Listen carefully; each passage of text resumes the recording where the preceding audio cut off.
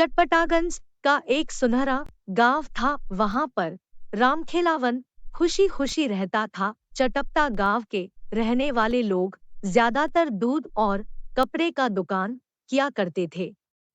सब कुछ धीरे धीरे हो रहा है। आमदनी पहले से आधी गिर चुकी है।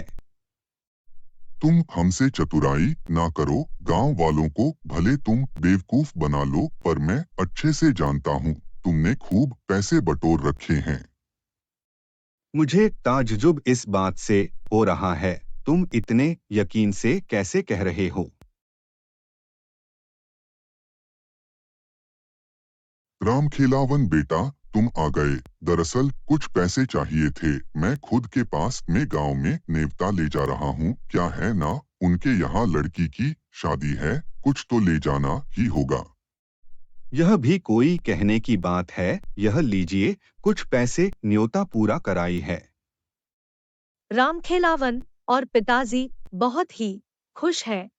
वहां से फिर रिश्तेदारों के पास चले गए। उनकी पत्नी रूपा देवी रामखेलावन से चढ़ गई। जब भी पिताजी को पैसे देने होते हैं, तुम हमेशा सरवन कुमार बन जाते हो। तुम तो मायके कुछ दिन पहले तो गई थी, और नता अटारी करना तो अच्छी बात होती है।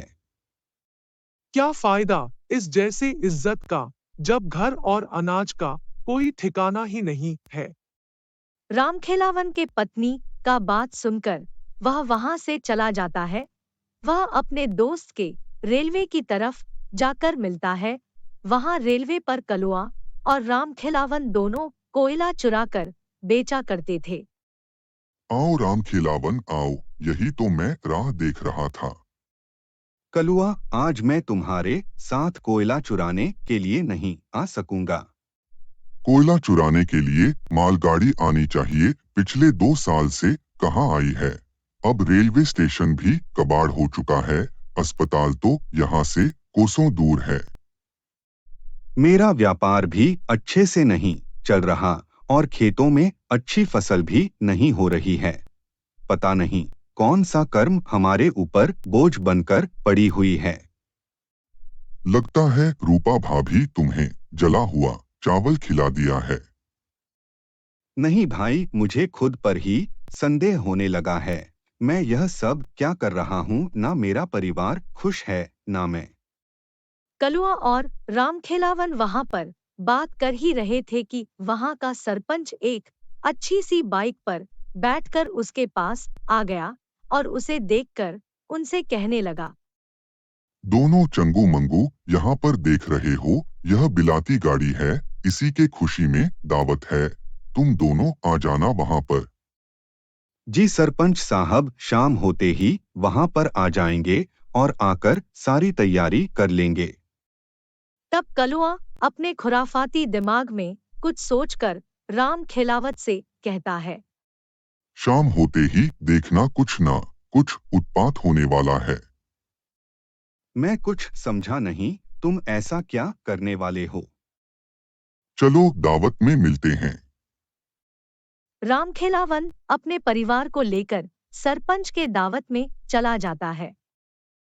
इनके गांव में बिजली भी है, लेकिन हमारे गांव में पिछले 2 सालों से बिजली नहीं है। कुछ भी कहो, सरपंच जी ने तो इंतजाम बहुत अच्छा किया है। अरे रामखेलावन, तुम आ गए। वहां से जाकर टैंकर में बर्फ का पानी भरवा दो।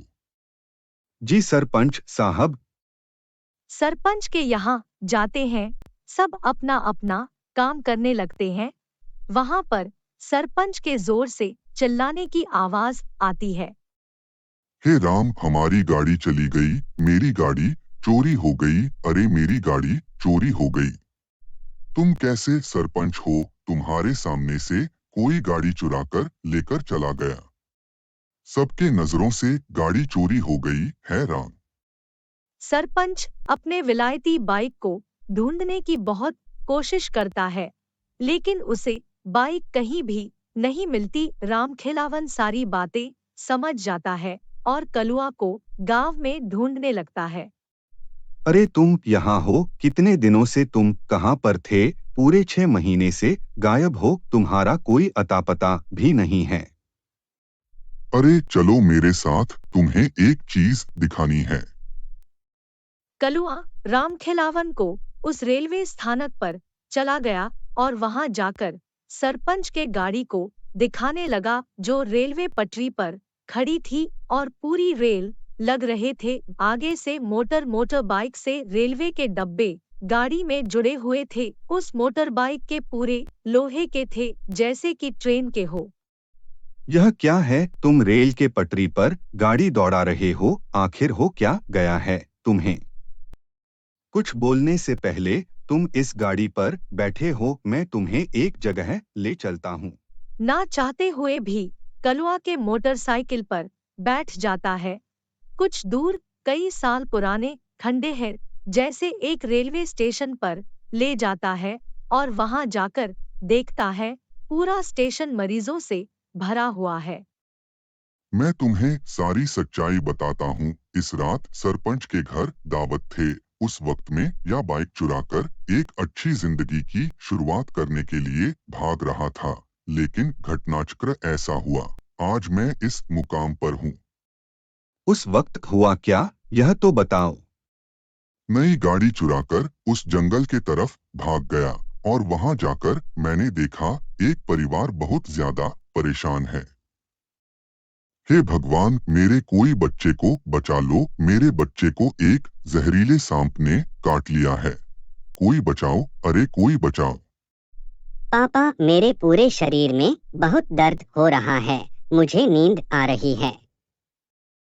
बेटा, तुम्हें कुछ नहीं होगा, मैं तुम्हारा ध्यान रखूंगा। वह बूढ़े बाबा और बच्चे को परेशान देखकर उनके पास जाता है और उनसे कहता है, क्या हुआ बाबा जी, बच्चा क्यों सोया है? लगता है तुम्हें भगवान ने भेजा है। मेरे बच्चे को एक सांप काट दिया है और मेरे बच्चे के जान का खतरा है। इसे तुरंत अस्पताल ले जाना होगा। आप फिक्र मत कीजिए, मेरे पास गाड़ी है ना, मैं इसे तुरंत अस्पताल में ले जाएंगे। हमारे पास ज्यादा समय नहीं है, इस ट्रेन के पटरी पर से ले चलो। अगर ऐसा है तो मैं गाड़ी का पहिया निकालकर ट्रेन का पहिया डाल देता हूँ, आप बच्चे को तैयार कीजिए।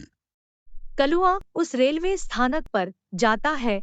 एक बंद पड़े मालगाड़ी से ट्रेन के पहिए निकालकर वह सरपंच के मोटरसाइकिल में लगा देता है और पीछे से ट्रेन का टूटा हुआ डब्बा जोड़ देता है। कलुआ अपने रेलवे बनाए हुए पर बैठा देता है। पटरी के रास्ते होते हुए वह बैग जी के पास पहुंचता है। पापा, मुझे बहुत दर्द हो रहा है।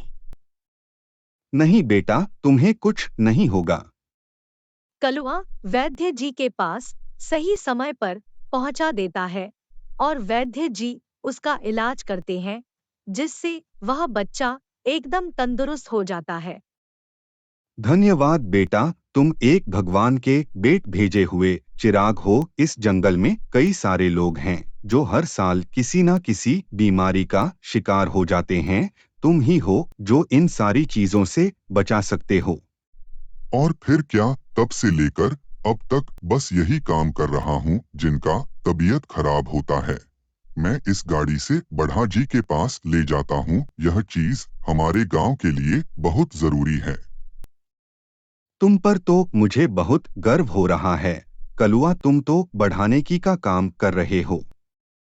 कलुआ और रामखेलावन बात कर ही रहे थे कि उनके पास वैद्य जी घबराते हुए आए और कहने लगे, कलुआ बेटा, तुम्हारे सरपंच जी के पिताजी की तबीयत बहुत खराब है, उनको हमारे स्टेशन के अस्पताल में लेकर आना ही होगा। रामखेलावन कलुआ के साथ रेलवे मोटरसाइकिल पर बैठकर दोबारा गांव जाता है। सरपंच जी के पिताजी को जख्मी हालत में व्यास जी के पास चिकित्सालय में लेकर आता है। वैद्य जी के पास, तुम्हारी इतनी हिम्मत, तुमने हमारी गाड़ी चुराई। यार देखो, मैं लोगों की भलाई के लिए कर रहा हूँ। ट्रेन के पटरी पर ट्रेन का आना बंद हो गया है, इसी के वजह से मैं लोगों का ध्यान रखता हूँ। सरपंच जी कुछ कहे उससे पहले सरपंच जी के पिता ने सरपंच जी से कहा, तुम पागल हो, दोनों तो नेकी का काम कर रहे हैं। अगर गाड़ी ना होती तो मेरे प्राण संकट में होते हैं। इनके नेकी के काम को हमें सराहना चाहिए। धन्यवाद काका, यही तो मेरा फर्ज था। रामखेलावन का परिवार अब बहुत ही खुश हो गया और सब एकजुट होकर अपनी जिंदगी बिताने लगे।